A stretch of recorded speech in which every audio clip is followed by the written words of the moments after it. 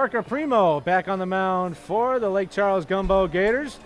He'll deal with the 7, 8, 9 hitters, Reed Snyder, Caleb Ugle, and Tanner Hornbeck. Jared, I'm still thinking about that top of the frame where Caleb Bernard looked absolutely tremendous. Had the strikeout stuff going. And that's the momentum builder that the Cane Cutters need.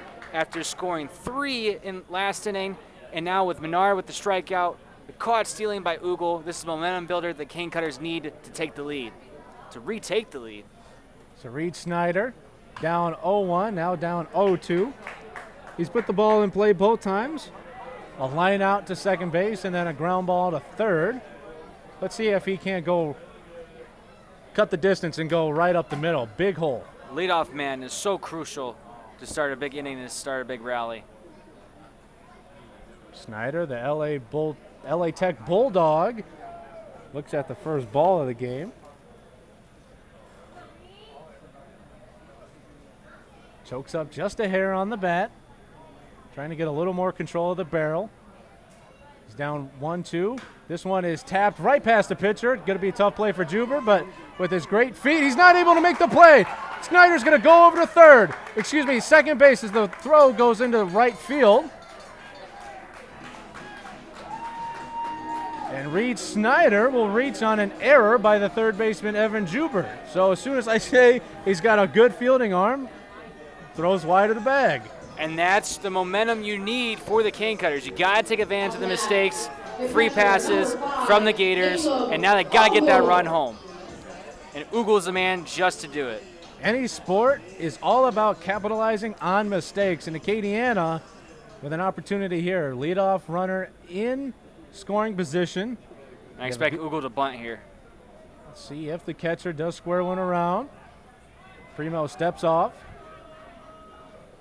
Now he'll step back on the rubber to reset. Stands on the extreme third base side of the rubber.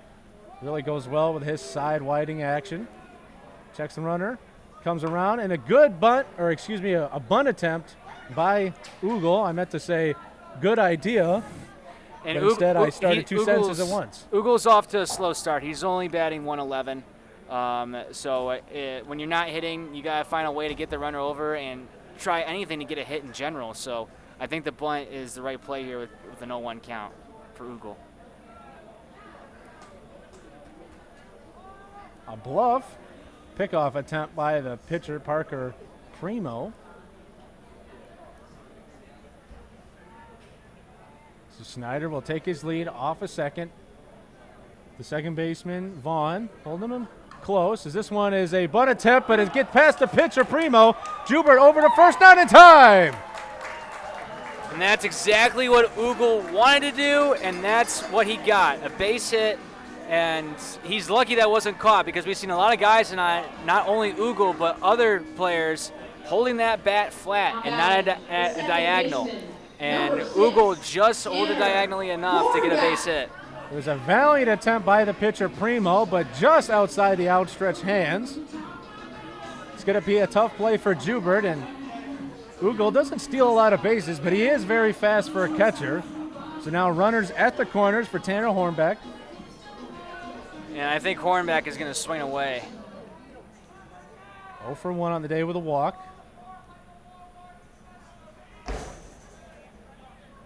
Primo comes home. Another bunt attempt, but this one is tapped foul. Trying to play the squeeze play there. Not a bad idea to try and take the lead. We know that Dukes is a very aggressive manager. Hornbeck went 1 for 4 in his last game against the Gators and is 2 for 7 in his last 2 games. So you can do it with the speed or with the bat, either or, to get him on base. The 0-1 pitch here as he squares around early. Corners crash, but it's tapped off the plate. So it'll be 0-2. I don't know what your thoughts are, but in certain situations, I do like the 2-strike bunt. But I'm not a fan of the bunt here. You got runners on the corners. I don't think this is a spot, no outs. You definitely don't send Snyder on contact, but it looks like, well, I thought he was going to square around there. He won't. Pitches away. But I do think there is a time and place for it. I agree, just not in Not a tie here. game. I think that's just too much of a risk. Maybe when you're up by 2 and you're trying to get that third run home. So 1-2 count, runners at the corners, no outs. This one is laced to second base. It'll be played on a hop by the second baseman, Vaughn, but the throw over to first will not be in time. Vaughn may have waited just a half a second too late to field that on a hop. The out is recorded at second base, but Hornbeck is able to use his blazing speed to get down to first. And on the play, Reed Snyder is able to score. And the Acadiana Cane Cutters now have the lead, 7-6. And it looked like Vaughn was playing that on a bounce on purpose to get the double play. If you're Vaughn, just make the catch. Don't let the runner score, but we'll definitely take it. So 1 out. And the leadoff hitter, Ashton Quiller, up at the plate. Reached on an error last time up. Pickoff attempt, no good. So Acadiana leads 7-6. They led earlier in the ball game 1-0, but would fall behind 5-1, and they've clawed their way back. Runner goes, tapped on the home plate. Primo thought about going to second, but instead he'll get the sure out at first, 2 away. And on the play, Hornbeck moves up to second. And a nice hit and run executed there by the Cane Cutters, avoiding the double play. So Mills will now step in, looking for his sixth consecutive walk in 6 plate appearances. He's already got 3 on the day. But with a runner in scoring position, he'd like to lace one in the outfield as that one gets in there for a strike.